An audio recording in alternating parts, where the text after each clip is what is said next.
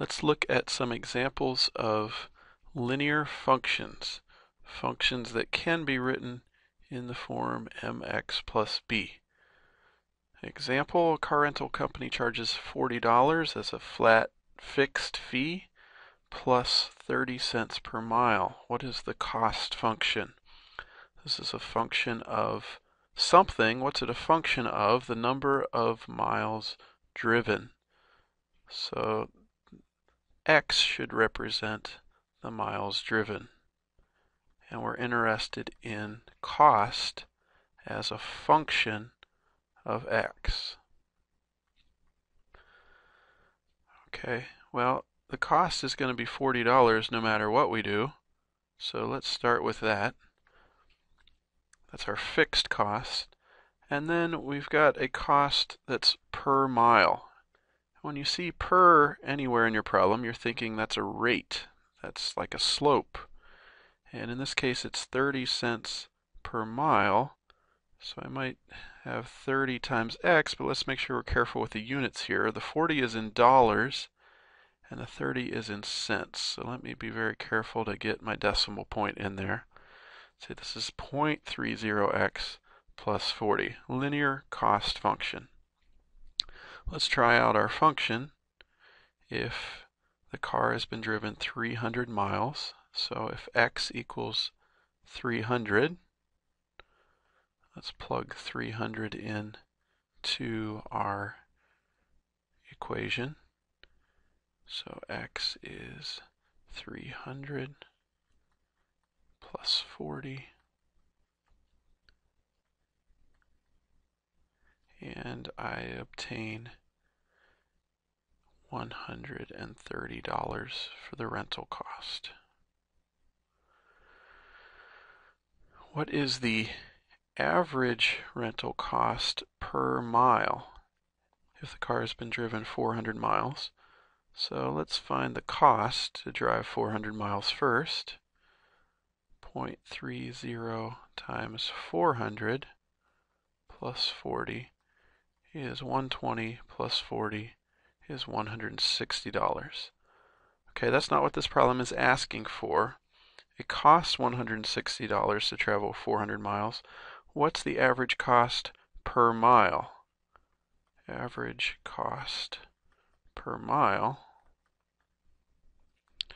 is going to equal the cost of driving 400 miles divided by total number of miles, 400 miles. In other words, we're looking at $160 divided by 400 miles equals 40 cents per mile. Okay, you say, well, I thought it cost 30 cents per mile. That's true, but this includes the $40 fixed expense. And if you spread $40 over 400 miles, that's an extra 10 cents per mile. So this makes sense that it's costing 40 cents per mile. Here's another example of a linear function. We know the cost to produce a certain amount of cell phones, and we have the cost to produce a second amount of cell phones. And we can think of this as 2 points. I've got the point when x, what's x mean? X is the cell phones. And what's y? Y is the cost, the dollar amount.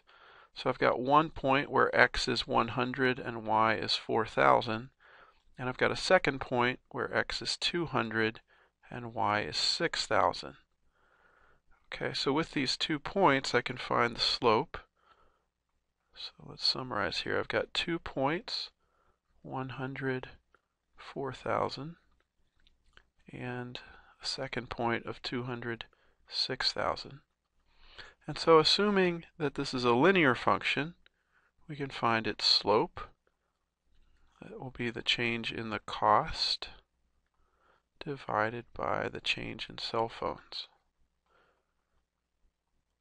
Okay, so to produce an extra 100 cell phones cost an additional $2,000. In other words, it costs $20 per phone. Right, the units here are y over x. Y is in dollars, x is the number of phones. And so when we say the slope is 20 here, what we mean is $20 per phone. Okay, so what's the cost function? Well, all I have right now is the slope. What's the line that has this slope and goes through our points? I could use point slope form or a different equation if you like, but let me grab that first point. I know that y minus 4,000 is m times x minus x1, where x1 is 100. In other words, y is 20x minus 2,000 plus 4,000 is plus 2,000. Okay, so in answer to this first question, the cost function is $20 per phone times the number of phones plus $2,000. And if we look at the graph, the intercept is at 2,000, and when x is 100, the cost is 4,000, and when x is 200, the cost is 6,000. So here is this point, here's this point. We know the intercept, the slope here is 20, and so my line will look something like this. The fixed cost is what it costs to produce 0 phones, and you can see that right here. That's the y-intercept. It's right here. So fixed cost corresponds to the y-intercept. In this case, the cost to produce 0 phones is $2,000. You say, how is that possible? Well, I still have to turn on the lights in the factory and pay the janitor and all of these kinds of things before I ever produce a single phone. What's the slope mean? We already mentioned this in the equation, but it's cost per phone. That's ignoring the fixed cost, ignoring this $2,000 y-intercept. $20 to produce an additional phone. What's it cost to produce 250? Well, I just want to plug in 250 for x, right? 250 is an x value. X represents the number of phones. So 20 times x is 250 plus 2,000, and we obtain $7,000. What's the average cost per item? The total cost was $7,000, and at a cost of $7,000, I produced 250 cell phones. So when we divide, I get $28 per phone. You say, I thought the cost per phone was $20. Well, that doesn't take into account the fixed cost. So here we're including the overhead of $2,000 and spreading that out per item. And so in this case, the cost per item to produce 250 cell phones comes out to $28 per phone. Of course, as I increase the number of phones produced, this averaged cost per item will decrease and get closer and closer to $20 as the $2,000 fixed cost becomes less and less significant per phone. So just to summarize linear cost functions, the cost is given by mx plus b, and the slope, the m, is what we might call the marginal cost, or this is sometimes known as the direct cost per item. It's the cost per item ignoring the fixed cost, which is what we call B. B is the fixed cost. M times X is sometimes known as the variable cost. And so if we write C of X is mx plus B, we could also say that as variable cost plus fixed cost. And as we saw in our examples, the average cost per item is the total cost for X items divided by the number of items.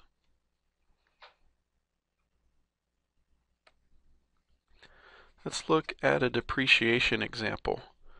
Suppose I have an automobile with this initial value and it decreases to being worth only $8,000 at the end of 5 years, and we assume this depreciation is linear.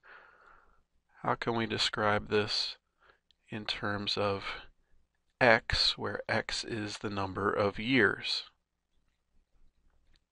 We need to find the slope, and the slope is given by the fact that my price has gone from currently $8,000. It used to be $25,000, so the price has gone down $17,000 in the course of 5 years. Okay, in other words, the car has depreciated $17,000 over the course of 5 years, which means if the model is linear, it's depreciated $3,400 per year. Okay, so that's the slope. What's the value function then? Well, we know the slope and we know the intercept. The car was initially worth $25,000. That's my B. And we know the value goes down $3,400 per year, where year is given by X. So here's my value function. If we draw the graph, I'm up here somewhere at 25,000, and we're depreciating over the course of 5 years. And let's see, if this is 5, then I guess at the end of 5 years I'm down here at $8,000. What's the slope represent? This 3,400 is dollars per year. It's negative, and it's the annual depreciation, the change in value per year, annual. What's the value at the end of 4 years? Remember, X represents time, represents years, so I'm plugging in X equals 4 into my equation. Negative 3,400 times 4 plus 25,000, and I get that the car is worth $11,400 at the end of 4 years.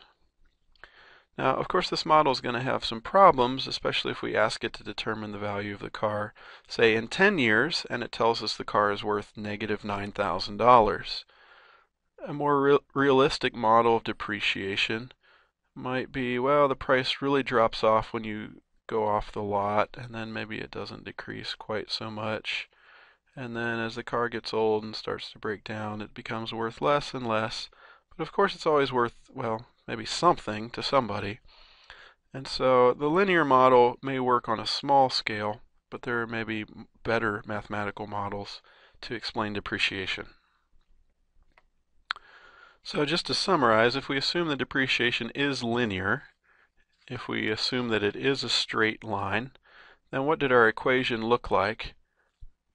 The y-intercept was the initial price, the purchase price. And the annual depreciation is our slope.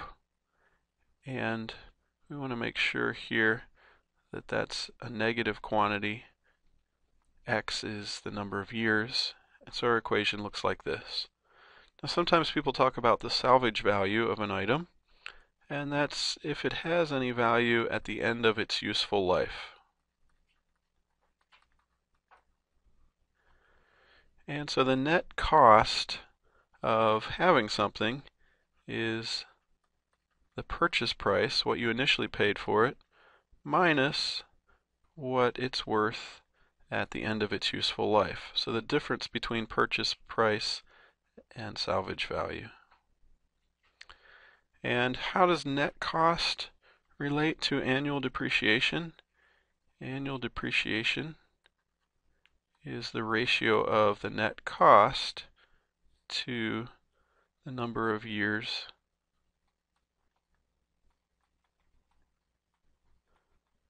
of its useful life.